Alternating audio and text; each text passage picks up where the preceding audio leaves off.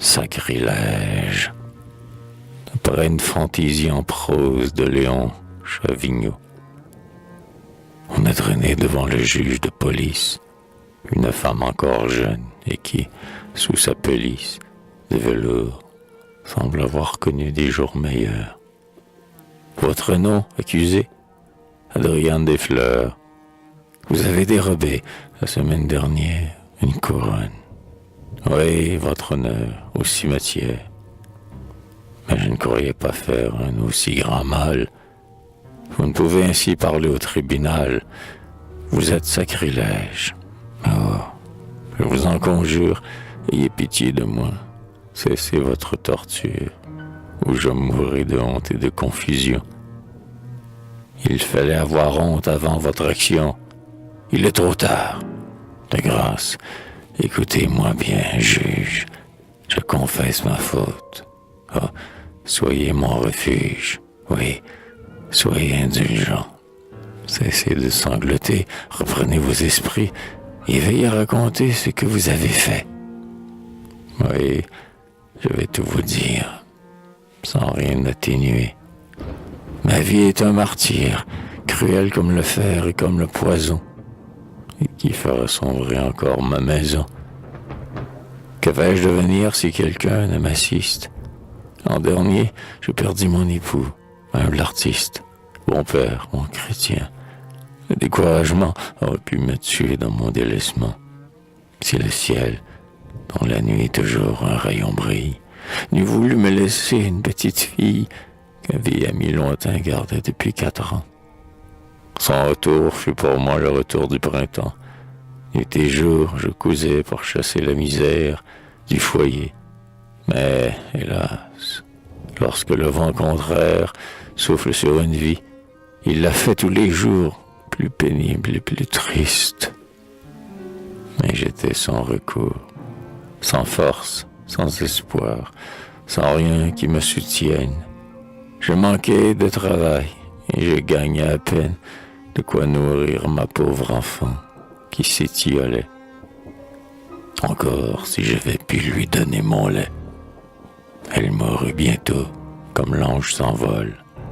Dans mes pleurs ma raison coula, je devins folle et je fus un matin interné à Beauport. Je restai là 2 mois. Quelle épreuve, quel sort, qui donc saura jamais où le destin nous mène. Au retour, j'allais voir, une fois la semaine, la fosse de ma fille en un coin écarté. Comme l'argent manquait, je n'avais acheté qu'une croix de bois sans nom, sans la moindre chose pouvant dire aux passants, c'est là qu'Eva repose. Jusque dans le tombeau l'obscur déshérité semble encore poursuivi par la fatalité. Cependant, je pouvais prélever, les dimanches, sur des sous épargnés un bouquet de fleurs blanches. Et quand j'avais prié, répandu bien des pleurs, je couvrais de baisers pieux mes humbles fleurs. J'allais les déposer sur la fosse chérie, espérant que là où quelques mères attendries me ferait réunir bientôt à mon enfant. La femme s'arrêta, des spasmes l'étouffant, et plus d'un dans la salle essuya sa paupière, au récit douloureux de cette prisonnière, capable de toucher même un cœur de granit. Ému, le juge aussitôt se taisait.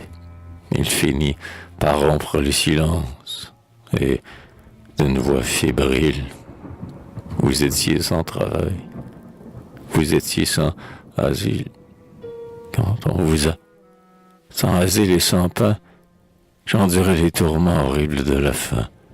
Avec peine, j'avais pu marcher vers la tombe où repose le corps de ma chère Colombe.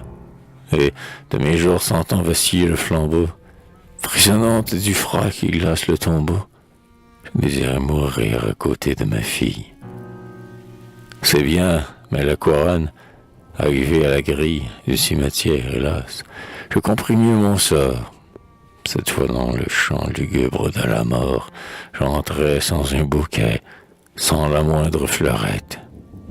C'est alors que je fus coupablement distraite et que je convoitais le trésor des défunts, endormis sous leur tertre inondé de parfums. Aux aguets, front baissé, je m'approchais du marbre, d'un tombeau qui voilait les rameaux d'un grand arbre et sur qui s'effayaient des couronnes. C'était le tombeau d'une mère, et cela m'invitait. Me glissant à travers d'épaisses graminées, je pris une couronne, une des plus fanées, qui semblait déparer ses offrandes de choix. J'allais la mettre au pied de la modeste croix de mon enfant.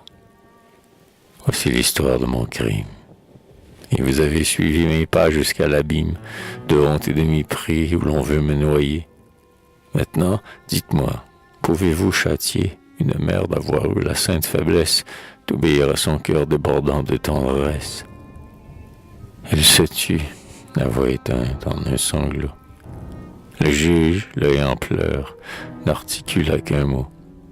Mais quand ce mot tomba de sa lèvre royale, un bravo délirant éclata dans la salle.